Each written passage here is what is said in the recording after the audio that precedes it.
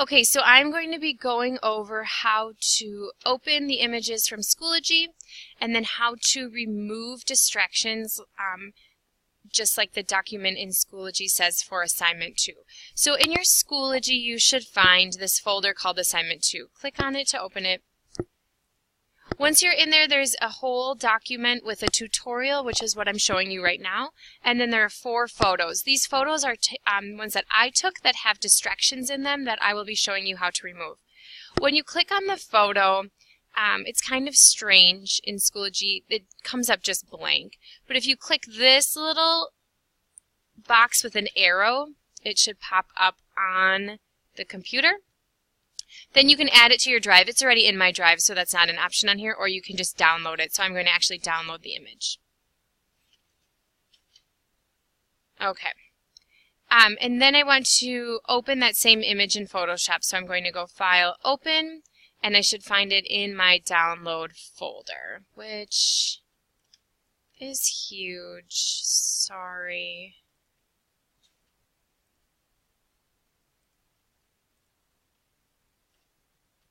Since I'm on my actual computer, I have a lot of things downloaded.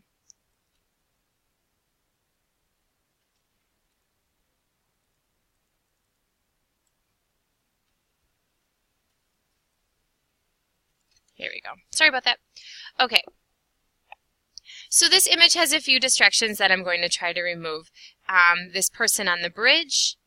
I'm going to try to remove this mill that we see in the background. And then this tree over here. We're going to start with the most simplistic version that I'm going to show you today about removing distractions. So to zoom in, I clicked on this little magnifying glass. If I click the Alt button, do you notice how the magnifying glass turns into a minus instead of a plus? So when I hold Alt, it zooms out. When I hold the plus, it zooms in.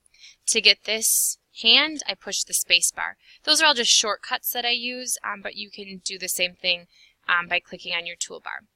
Okay, I'm going to use the lasso tool, and I'm going to do what's called content aware. So I'm going to circle what I want to do with my lasso tool, and that's just going to select it.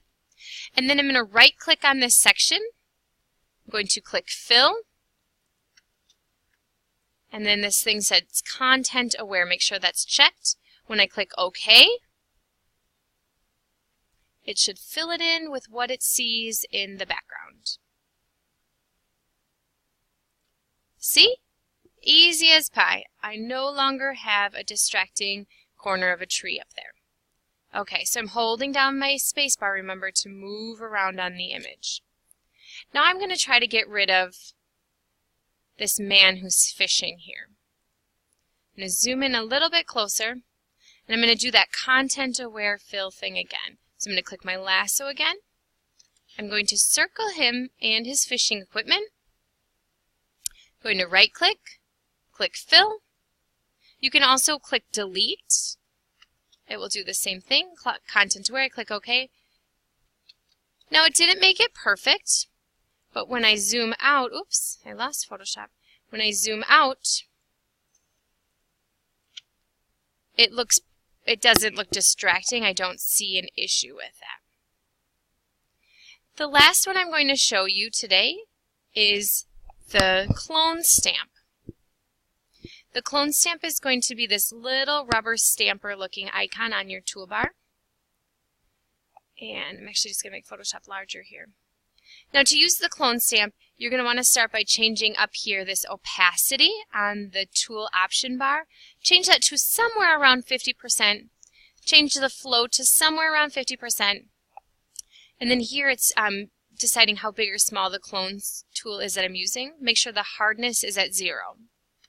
So once those 3 things are set, you can use your little bracket tools or bracket keys on your keyboard to make your tool bigger or smaller, or you can go up here and select a bigger or smaller tool, changing the size. To use the clone stamp, you're going to hold down the Alt key. You see how I have that little target? I'm going to click with that target with the information that I want to use to cover up what I want to get rid of. So when I click, and then I start clicking on this little mill, I can start covering it up. Now I want to click a few different times to continue to get new information. Otherwise you might end up with something like this. See how close I am to what I'm cloning? If I just go down a little bit, all of a sudden I'm not moving sky in there, I'm moving image on top of image.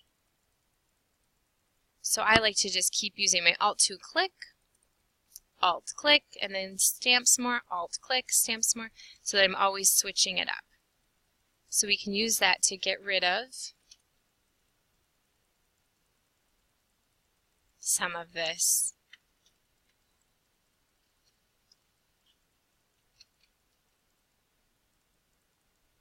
Okay, so that is how you use the clone tool and the content aware tool. Thank you.